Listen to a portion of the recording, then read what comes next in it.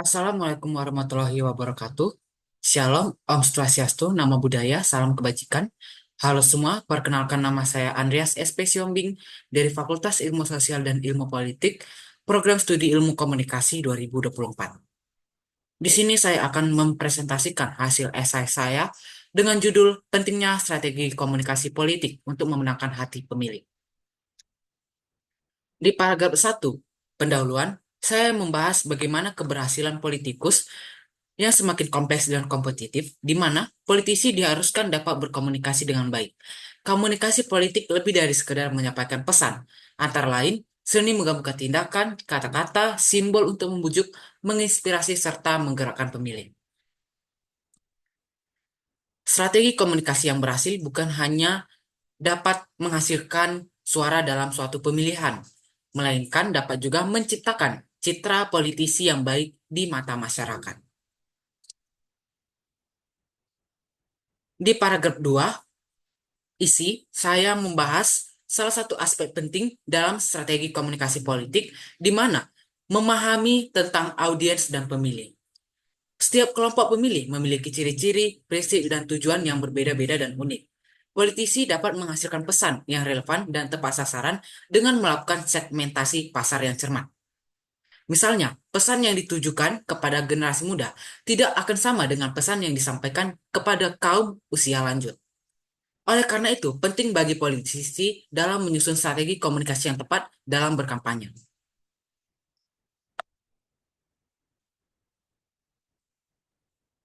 Selanjutnya, saya membahas bagaimana saluran komunikasi yang digunakan juga memainkan peran yang sangat penting, di mana media tradisional seperti televisi, radio, dan surat kabar memiliki pengaruh yang signifikan, terutama bagi kelompok usia yang lebih tua. Namun, media tradisional sudah tidak relevan pada masa kini. Seiring dengan perkembangan teknologi, media sosial telah menjadi platform yang sangat efektif untuk menjangkau pemilih muda. Melalui media sosial, para politisi dapat berinteraksi secara langsung dengan pemilih, membangun komunitas, dan menyebarkan pesan kampanye secara viral. Tahun ini akan menjadi tahun politik karena pemilu 2024 menentukan persaingan jabatan publik, di mana untuk menarik suara, banyak sekali partai politik menggunakan strategi pemenangan, salah satunya menggunakan media sosial.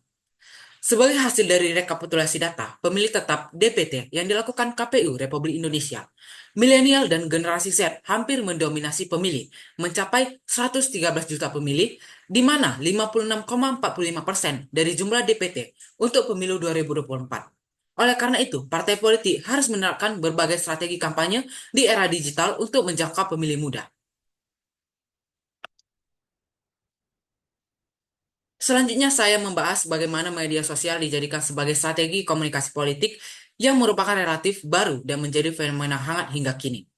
Contohnya saja, saya mengambil kandidat kampanye politik Presiden Amerika Serikat Barack Obama, di mana pada 2008 ia menggunakan media baru alias media sosial untuk menyebarkan informasi seputar program dan kegiatan kampanye dalam rangka menggalang simpati dan dukungan masyarakat pada Amerika saat itu.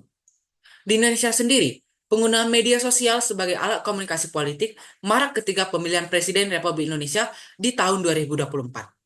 Media sosial di dunia maya dalam kampanye Pilpres 2024 berkaitan dengan makin banyaknya penggunaan internet di Indonesia.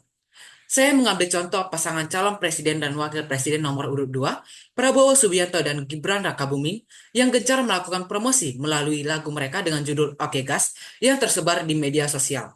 Di mana hal ini menarik perhatian publik, khususnya menarik pada kalayak muda. Di mana membuat calon presiden dan wakil presiden dengan nomor urut 2 ini sangat digemari oleh kaum muda. Hal ini membuktikan bahwa di masa sekarang, media sosial memiliki peran penting dalam berpolitik.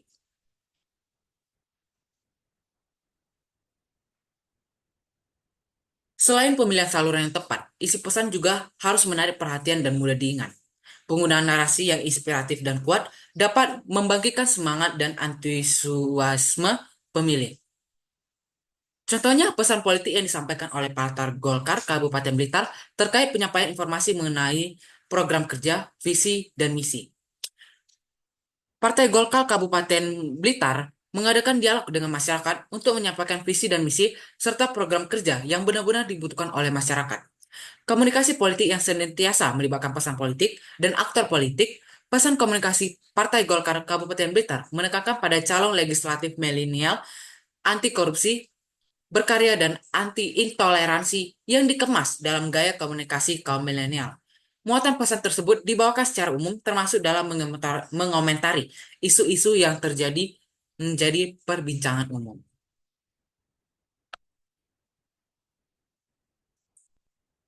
Kemampuan untuk memenangkan hati pemilih adalah salah satu dampak yang paling signifikan dari strategi komunikasi yang efektif. Para politisi dapat membangun citra yang positif dan mendapatkan dukungan dengan menyampaikan pesan yang relevan dan menarik melalui saluran yang tepat. Contohnya saja strategi yang dilakukan Partai Golkar Kabupaten Blitar tadi dalam pemilu legislatif. Cukup banyak strategi yang mereka lakukan. Salah satunya adalah dengan melaksanakan kegiatan sosial di masyarakat. Paragraf selanjutnya, penutup, saya menyimpulkan bahwa strategi komunikasi politik yang efektif merupakan kunci untuk memenangkan hati pemilih. Para politisi mendapatkan dukungan yang dibutuhkan untuk mencapai visi mereka dengan memahami audiens mereka, memilih saluran komunikasi yang tepat, membuat pesan menarik, dan membangun cita-cita yang positif. Dalam era digital yang semakin kompleks, strategi komunikasi telah menjadi aset yang tak ternilai bagi para politisi. Kemampuan menyampaikan pesan yang jelas, menarik, relevan menjadi penentu keberhasilan dalam memenangkan hati pemilih dan membentuk opini publik. Politisi yang mampu memanfaatkan strategi komunikasi yang efektif akan lebih mudah meraih dukungan masyarakat. Oleh karena itu, dalam era digital yang dinamis ini, politisi dan tim komunikasinya harus terus beradaptasi dengan perubahan lanskap media dan preferensi masyarakat. Dengan memanfaatkan teknologi dan membangun hubungan yang kuat dengan pemilih, mereka dapat memenangkan hati masyarakat dan bisa meraup banyak suara dalam pemilihan.